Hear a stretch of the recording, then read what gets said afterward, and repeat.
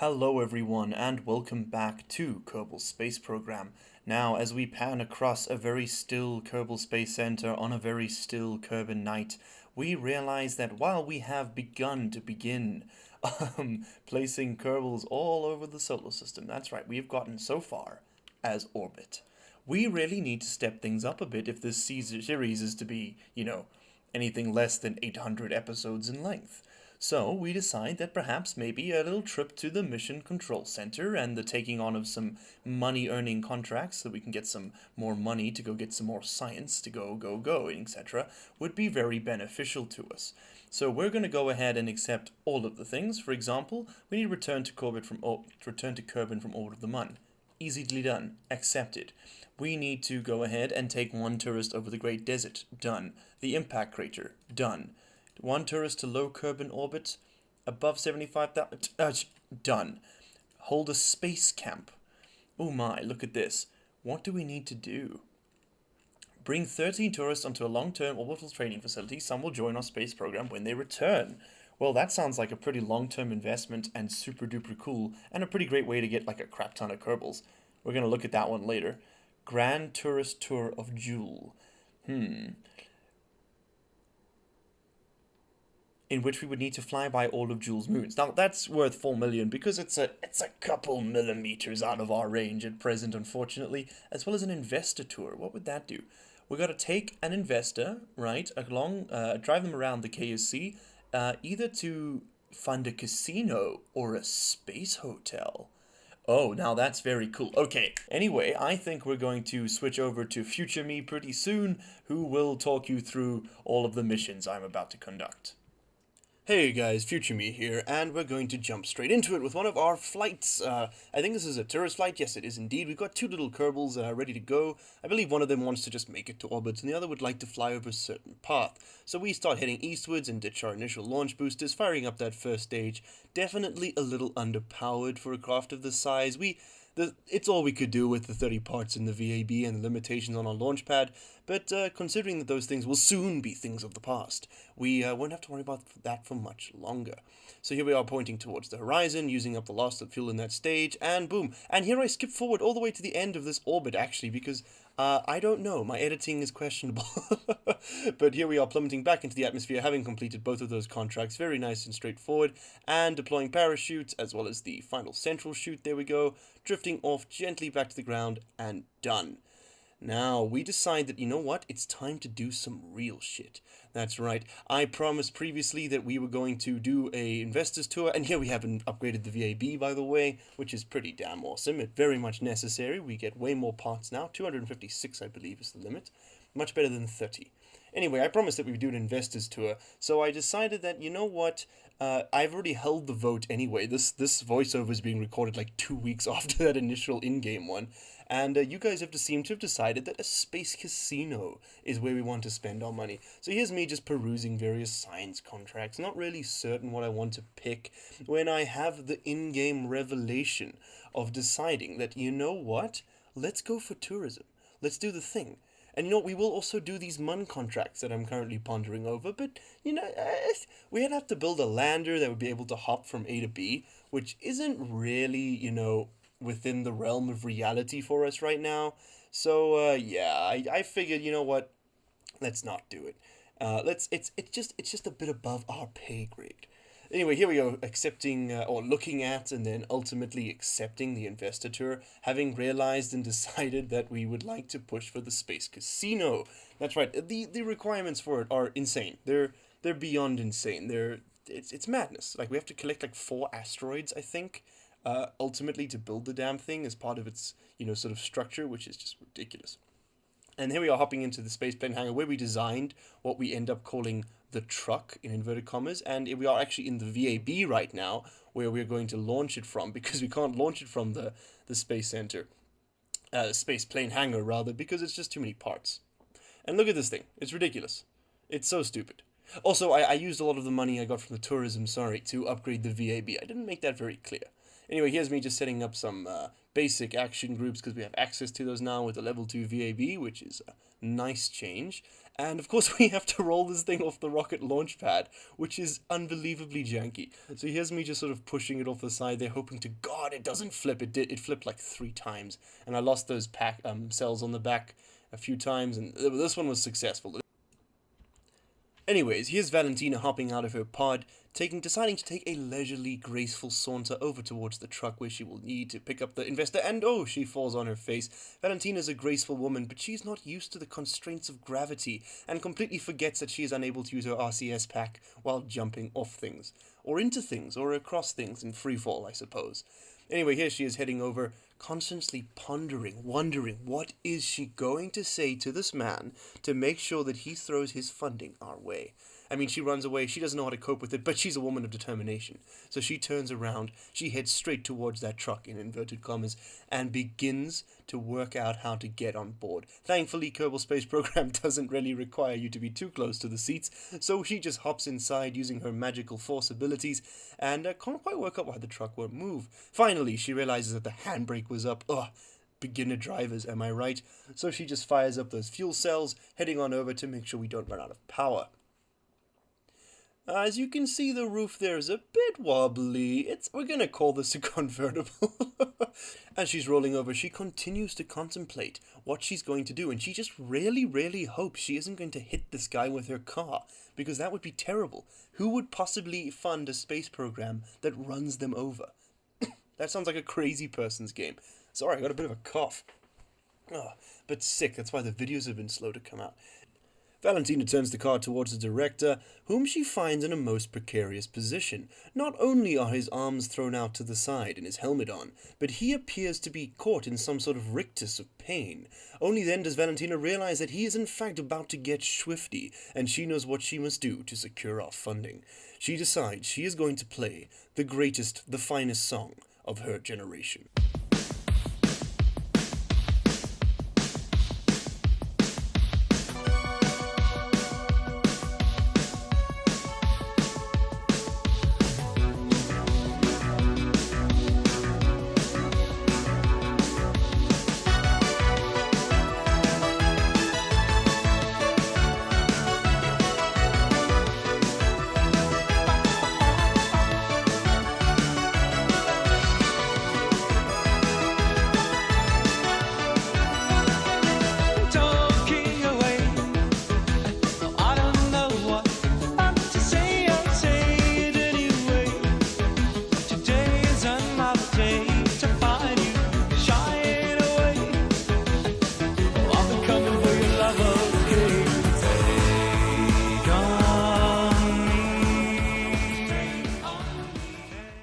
Despite running over our investor, the tour was a success, and we have been given the opportunity to accept the Space Casino contract, which is pretty damn cool if you ask me.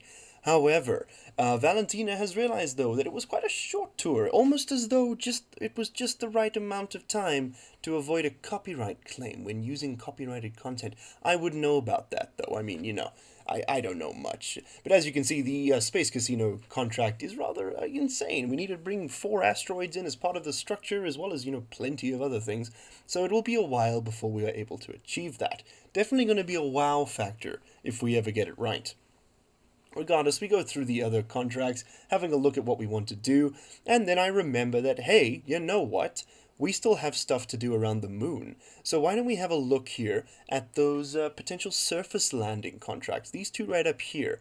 In fact, I gesture at them quite strongly with my mouse to remind my future self that I need to talk about this.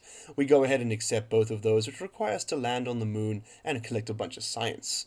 And here is the craft we have put together for so monumentous a task. I call it the Archer 2, and this is actually the test launch, which I ultimately end up using as the final product, funnily enough. It just sort of worked, so I was like, yeah, you know what, we'll stick with it. Anyway, it's powered by 4 Reliant engines and a single swivel engine that make up the first and second stages. The 4 Reliants are used as boosters, essentially, and they all have parachutes and probes and stuff on them, because I was trying to recover them, but I couldn't really do it this time round. I ended up getting a mod after this launch called Stage Recovery that allows you to, if you've got a parachute and a probe on a part and you ditch it above the atmosphere, as long as it is able to survive, it will refund you the credits. And there's me losing the second stage and firing up my third stage's boosters, which would technically be the third stage, I guess. So my final stage is boosters. Yeah, which aren't exactly powerful, but they do the trick. You kind of have to fly at 90 degrees, which isn't efficient at all. In fact, because you're spending half of your sort of force negating gravity rather than just putting all of it into your free fall momentum. But, it is what it is. Anyway, here's me firing up towards the moon. You've seen this 1,000 times, so I sort of speed through it a bit here. But we want to come in at a polar orbit, and that's so that we cover as much of the moon's surface as possible while we're orbiting around it, and that means that we're going to pass over all of the various biomes as the moon rotates underneath us. If you go into an equatorial orbit, you only ever get the equatorial biomes because you rotate along with the planetary body that you are orbiting. Anyway, here's me just taking a bunch of signs in high Kerbal orbit, realizing I haven't done this yet, and it's probably something I should do because we could use all the science we could get, to be honest. I actually do that off camera quite a bit as well. I just sort of go back and double check all my craft and make sure I've got everything. Anyway, there we go. We ditch those third stage boosters and fire up the final stage. I guess it's the fourth stage in this regard. And that should, there we go, brings us into a nice circular orbit. Just doing a bunch of science, getting a bunch of stuff, doing what we gotta do. Anyway, I realized that, all of our contracts are biome specific, so we actually need a way of knowing where we are above. Now, Kerbal Engineer does allow that, but it's not perfect. So I went and downloaded the mod called ScanSat, which I show over here. Now, it is basically an old school scan of a planetary body. I haven't got any data yet, so we can't really see anything, but it is quite useful. You can do anything from altimetry, scope, slope, or biome data. Now, unfortunately, we have only unlocked so far in our science tree the altimetry telescope, or radar sensor, rather. It kind of tells us the altitude, which is nice, but it doesn't really give us idea of the biome, so I get it anyway, because I figured, you know what, let's put a probe up there around Kerbal and the moon, just so we know. But there's the multispectral sensor, which would give us, I think, slope and biome, if I remember correctly. I don't know if it does biome, but it definitely does the slope, which is nice to know. You can tell the degrees of inclination. I also get a new science pack over there, which gives us another ground scanner, which I forget to include on the on the first craft, but I think I included on the second launch. You'll see, that's coming. It's coming. Anyway, here we are launching our ScanSat on a modified Starlight 5 launcher, I think. And I end up calling this the Starlight 5 because that's what it is, really. Anyway, here we were boosting up to quite a high altitude because you want to be able to get quite a lot of the planet underneath your scanning radius.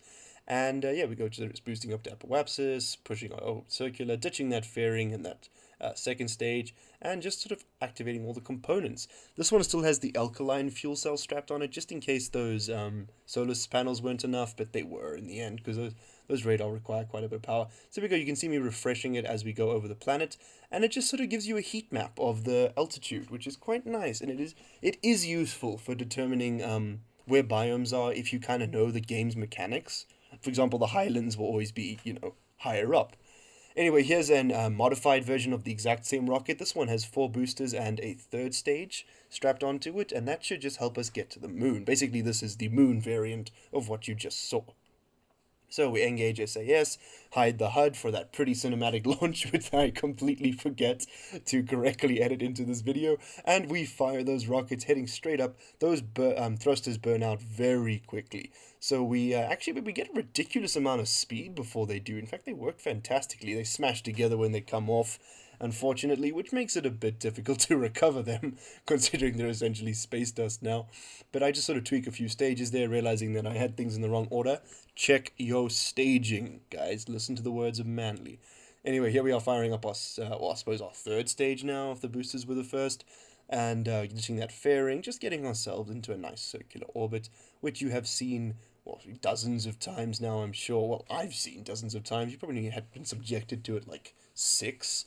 God, 30% of this game is getting yourself into circular orbits. The other 70 is crashing after trying to do it. Which is a lot of fun, though. I mean, that's the joy of Kerbal, isn't it? Anyway, we're just using the excess delta V that we have in this craft. In fact, we have so much that we don't ever even get rid of this booster stage. Or rather, our what's it called? Our interplanetary, or I suppose, our intercelestial stage. Perfect, that counts. It's not the right word, but you know what I meant. Anyway, we sort of just warp in, bringing ourselves down into a nice low polar orbit, and scan, scan, scan. There we go. We have everything. This is fast forwarded, obviously, and I'm just sort of testing out the various functions in the mod. You got a zoom function there, which shows you what you're over, but it's so pixelated you can't tell. I imagine we would need a more high-res scan before we make any real use of that. Anyway, very useful data. You can see there's a heat map there at the bottom, which sort of gives you an idea of altitude. So there we go. These craft items are switching back to our lander probe, or rather our lander mothership. And just sort of there's me scrolling through the contract, trying to remember which biomes I need to go over. And I believe that we start off over the East Crater, I think it was. I can't remember. Oh, the Lowlands. It was the Lowlands. I think that was the first one we climb over. And so there we go, just pointing the little lander probe retrograde. They look very cool, extending its little legs and hitting fire. We're going to do this whole one at, I think, 1x speed. The rest of them will be played back much faster if they're not skipped. But yeah, so now, the way I'm landing this is not particularly efficient. I will admit to that immediately. It was just laziness, really. These guys have an excess amount of delta V, and I actually, didn't really plan to spend too much time working on them, to be honest. So I just sort of over-engineered them intentionally so they'd be able to do the job without any problem. That is the smallest fuel tank I could have put on there, and they still have like 1,400 meters per second of Delta V rather, which is, by the way, is enough to get them back to Kerbal. So that's insane. They're actually a little spacecraft of their own right. Anyway, there we go, extending the magnetometer, just heading down towards the Month's surface at a leisurely pace. Now, this is not the most efficient way to do it because as we cancel off all of our horizontal velocity to drop straight down over the biome we want to land on, we end up gaining it all back again as the gravity pulls us down. A far more efficient way to go about it is to sort of come down in an arc, because then your horizontal velocity sort of negates the gravitational forces against your craft ever so slightly, and so you don't gain as much vertical speed as you zip across the surface, and you really end up having to cancel off about 30% of what you would have to do if you do it in this way. As you can see, I'm left with about just less than a third of my fuel. I also overburn a bit, so I ended up puffing up above the surface. But this is the lunar surface, for those of you that haven't seen it. It is barren and dusty and full of rocks, and not particularly exciting, unless you consider that it's on another planet, and that is the coolest thing ever. Anyway, here's me just sort of grabbing all the various bits of science and things. The seismometer was actually the science record I think we needed to get for this specific quest, but I ended up going around and getting all of them. That's just me monitoring the electric charge as we transmit, because I realized that the seismometer is a pretty electric charge intensive science pack. Anyway, there's the temperature and now the barometer, which makes no sense because of course you can't measure pressure, in space, which is a bit insane. Maybe there's a bit of dust around it, but I don't think that's enough to give it a real pressure reading. Anyway, here we go, transmitting the geostationary? No, what's the word for the ground stuff? Geographic. We're going to call it the geographic data. That's not what it is. The massive inactive tectonic plates of the moon provide absolutely no readings, I'm certain.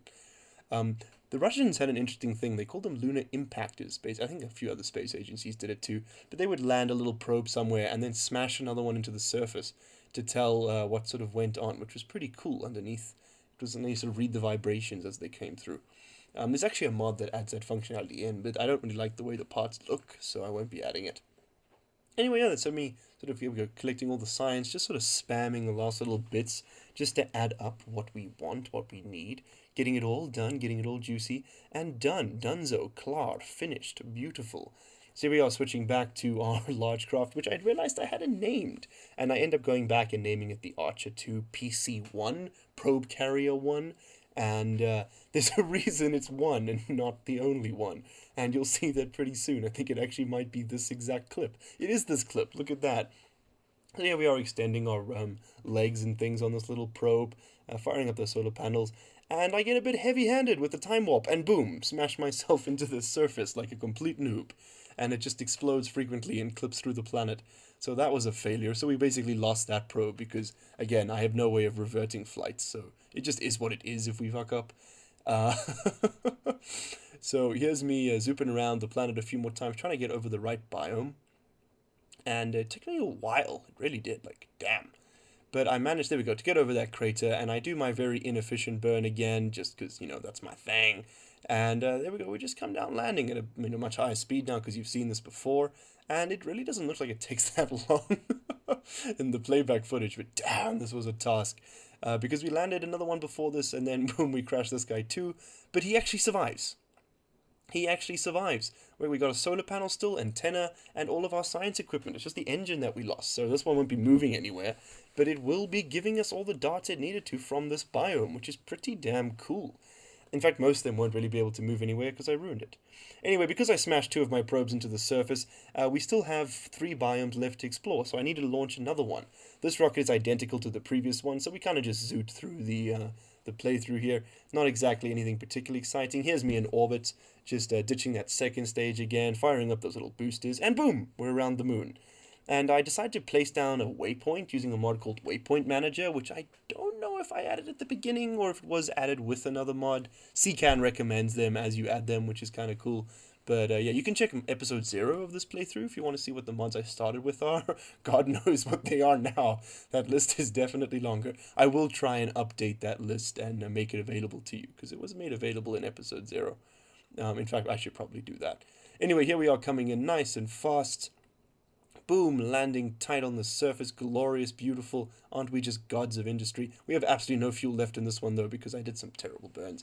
And here's us using that new science experiment of ours, a little laser scanner, which scans things by lasering them, I guess? I don't know. I'm not a scientist. If I was, I wouldn't be doing this, right? So here's me just renaming that to Archer 2 Charlie, because I've named the other ones Alpha, Beta, Delta, Epsilon. I don't think we ended up landing Gamma. But here's me just actually throwing those other 2 probes off into the space. I sort of spun the craft up a bit and just decoupled them, because I realized that they would count as satellites for the purpose of that state funding mod. And why the hell not? We can land them at some other point. They're still in polar orbits. Anyway, I move our 2 carriers into higher orbits so they can act as relays, like poor man's relays, and there's me just making sure it's working. But then I realized it actually isn't working. It's just, communicating with the relay antenna and none of the other crafts, so it didn't really work. So I moved this one a bit lower down because it has a telescope on it, and we can use that to collect a lot of the science I have yet to collect. In fact, this adds up. We probably get about 230 science from this alone, just from going around the moon. And for about 25 minutes I did this, just spamming that little orbital telescope, just getting all of the various biome specific science, and it really added up, like, a lot. Anyway, I'm going to hand you guys back over to old me, who recorded a bit of the outro. Cheers. Alright, and after zooting around the moon 6,000 times, collecting all of that juicy orbital science, we are finally ready to head into our research and development building with 938, roughly, science, which is insane, and only 200,000 funds, but we did spend a lot getting everything up there. So, let's head on in and have a look at what we can get. We can pretty much clock out this row. In fact, we can go ahead and get heavy rocketry. Very nice, very nice. That gives us the Poodle, which is a large 2.5 meter small engine or vacuum engine. Large solid fuel boosters, hydraulic detachment manifold. It's just a larger radial decoupler, as well as this. Apparently, one of the life support things didn't make it into the life support tab. Then we have propulsion systems, which are these smaller engines. Very useful for probes, but we have mods filling in that gap. Here we have the larger fuel tanks, which is the next step, really, in making our big rockets bigger. We also have some pretty large, I guess, sounding rocket engines. Not that we're really there anymore, to be honest. Those are mostly, like, maybe if we went to Mars or whatever, we'd stick a couple of these on the rocket and shoot them off the side to go test areas. Actually, that's a pretty fantastic idea. But, yeah, we don't need that just yet. We can also go ahead and get advanced construction, which gives us access to better nose cones, as well as some construction things. That's right, we can finally use one of the mods that allows us to construct vehicles off-site. I do have to still test that quite a bit. I'm not really certain how it works. But we do get access to the engineering test bay, which gives us a science experiment called Record Test Data, whatever that means, and we can use it to do things. We also get our first docking port, which is very important. Obviously, it's required to connect vessels in orbit. We can get landing for, of course, a collection of landing legs, larger landing struts, some more landing gear for planes, and a launch escape system for our Kerbals. Very important because we do not have reverting flights enabled. We have to just see it through. And then finally we can get advanced flight control, which gives us access to a larger heat shield, the Mark 1 lander can, which is exactly what it sounds like, and some RCS thrusters, which are going to be very useful for controlling larger craft in atmosphere, without having to use electric charge, that is. Alright, well, thank you very much for watching. I hope you enjoyed the video. If you did, please hit that like button and be sure to subscribe. See you in the next one. Cheers.